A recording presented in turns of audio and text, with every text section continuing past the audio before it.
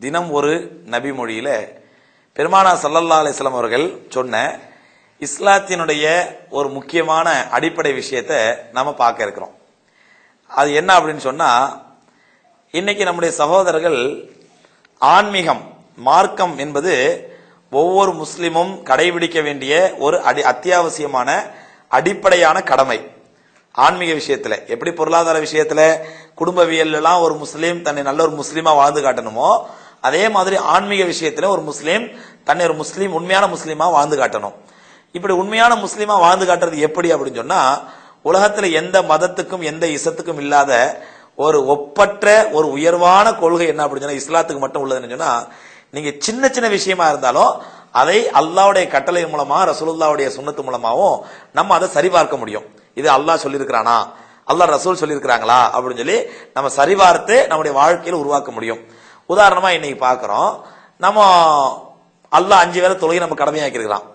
தொழுகையை பத்தி நபி ஸல்லல்லாஹு அலைஹி வஸல்லம் சொல்றாங்க, அடியான் மிக மிக நெருக்கமாக இருப்பது அல்லாஹ்வுக்கு மிக மிக நெருக்கமாக இருப்பது அவனுக்காக அவன் சஜிதா செய்யும் பொழுதுதான், அல்லாஹ்வுக்காக அவன் சஜிதா செய்யும் பொழுதுதான் அல்லாஹ்வுக்கு மிக நெருக்கத்தில் இருக்கிறான் நபி ஸல்லல்லாஹு அலைஹி சொல்றாங்க.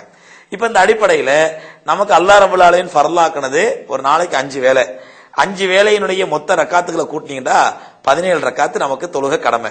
5 வக்து தனித்தனியா 2 4 4 3 4 இப்படி ரக்காத்துகள் அல்லாஹ் கடமையாக்கி இருக்கிறான். இப்ப அந்த 5 வேளைகள்ல அல்லாஹ்வுக்கு ரொம்ப பிடித்தமான இபாதத்து தொழுகை, அதனால நான் இனிமேல் 6 வேளையா தொழ போறேன் அப்படின்னு சொல்லி ஒருத்தர் 6 வேளையா அதை ஆக்க முடியுமா அப்படின்னு சொன்னா ஆக்க முடியாது. ஏன்? இபாதத் தானே, நல்ல காரியம் தானே, அதை ஆக்க முடியுமா? 6 வேளை ஆக்கினா என்ன, 7 வேளை ஆக்கினா என்ன, குறைக்கதான் கூடாது, கூட்டினா என்ன தப்பு அப்படின்னு சொல்லி கேட்க முடியாது. அதே மாதிரி எந்த இபாதத்தா இருந்தாலும் அதுல நம்ம விருப்பத்துக்கு ஏற்றவாறு அதை கூட்டவும் முடியாது, குறைக்கவும் முடியாது. கூட்டுறதுக்கு நமக்கு உரிமை கிடையாது, குறைக்கிறதுக்கு நமக்கு உரிமை கிடையாது. அது இப்படி நாம் அல்லாஹ்வுடைய ரசூல் ஸல்லல்லாஹு அலைஹி வஸல்லம் ஒரு விஷயத்தை சொன்னதை விட அதிகமா, அல்லது அல்லாஹ் ரப்பல் ஆலமீன் சொன்னதை விட அதிகமா நம்ம விருப்பத்துக்கு ஒன்னை கூட்டும் பொழுது அது என்ன ஆயிடுதுன்னா மார்க்கத்துல பிதாத்துங்கிற இடத்தை பெற்று விடுகிறது. அதாவது நூதன அனாச்சாரம், நூதனமான காரியம் அப்படிங்கிற இடத்தை பெற்றது.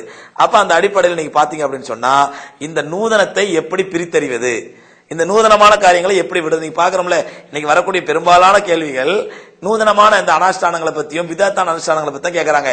அப்படி செய்யலாமா, இப்படி செய்யலாமா, இப்படி ஒரு பிதாத் இருக்குது, இப்படி ஒரு அனாச்சாரம் இருக்குதுன்னு சொல்லி. அப்ப பெருமானா ஸல்லல்லாஹு அலைஹி வஸல்லம் இந்த ஹதீஸ்ல தெளிவுபடுத்துறாங்க. அன்னை ஆயிஷா ரலியல்லாஹு தஆலா அறிவிக்கிறாங்க, மன் ஹதஸ ஃபி அம்ரினா ஹாதா, மன் அஹதஸ மி அம்ரினா ஹாதா, நம்முடைய இந்த மார்க்கத்திலே யார் புதிதாக ஒன்றை உருவாக்குகிறாரோ, மா லைஸ மின்ஹு, இல்லாத ஒன்றை நம்முடைய மார்க்கத்திலே யார் புதிதாக உருவாக்குகிறாரோ, ஃபஹுவ ரத்துன், அது நிராகரிக்கப்பட வேண்டியது நபி ஸல்லல்லாஹு அலைஹி சொல்றாங்க. அப்போ நம்முடைய மார்க்கத்திலே அல்லாஹ் சொன்னது, அல்லாஹ் ரசூல் சொன்னதோட முடிஞ்சு போச்சு. அதுக்கு அப்புறம் புதுசா யாரும் ஒன்னும் உருவாக்க முடியாது. அதனால அது நிராகரிக்கப்பட வேண்டியது, எந்த காரியம் புதுசா வந்தாலும் சரி அப்படிங்கிறாங்க. இப்ப நமக்கு சந்தேகம் வரலாம், அப்படின்னா ஹஸரத் ரசூலுல்லாஹி ஸல்லல்லாஹு அலைஹி காலத்துல இல்லாத நம்ம செய்யறது பிதாத் அப்படின்னு சொன்னா, ரசூலுல்லாஹ் காலத்துல கார் இல்ல, பஸ் இல்ல, ஏரோப்ளேன் இல்ல, ஃபேன் இல்ல, லைட் இல்ல, கேமரா இல்ல, டிவி இல்ல, எதுவுமே இல்ல. அப்ப இது பிதாத் இல்லையா? நபி ஸல்லல்லாஹு அலைஹி டிவில உட்கார்ந்து பேசினாங்க, ரசூலுல்லாஹ் லைட் போட்டா பேசினாங்க, ரசூலுல்லாஹ் ஃபேன்ல உட்கார்ந்து பேசினாங்க அப்படின்னு சில பேர் என்ன பண்ணுவாங்க, குறுக்குவாதம் செய்யலாம். சகோதரர்களே, அல்லாஹ் ரசூலுல்லாஹி ஸல்லல்லாஹு அலைஹி வஸல்லம் இந்த குறுக்குவாதத்திற்கு ரொம்ப அழகான தெளிவு சொல்றாங்க.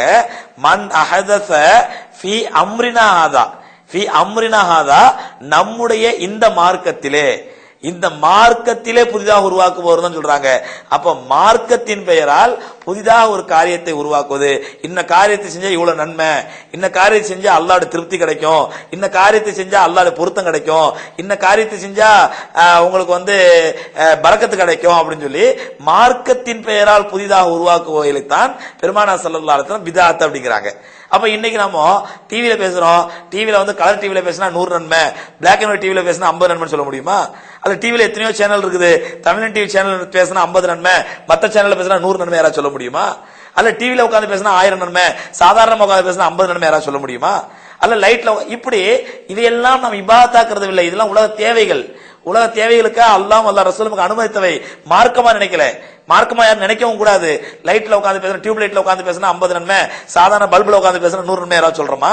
அப்ப அதனால ஃபி அம்ரினா ஹாதா, நம்முடைய இந்த மார்க்கத்திலே அப்படிங்கிற வார்த்தையின் மூலமா பெருமானார் ஸல்லல்லாஹு அலைஹி இந்த மாதிரி குறுக்குவாதத்தை அவாய்ட் பண்ணிடுறாங்க. அதனால ரசூலுல்லாஹி ஸல்லல்லாஹு அலைஹி சொல்வதை கேட்டு நடப்போம். நம்முடைய மார்க்கத்தில் இல்லாத நூதன அனுஷ்டானங்களை உருவாக்கினால் அது மிகப்பெரிய பாவம், அது நிராகரிக்கப்பட வேண்டும்.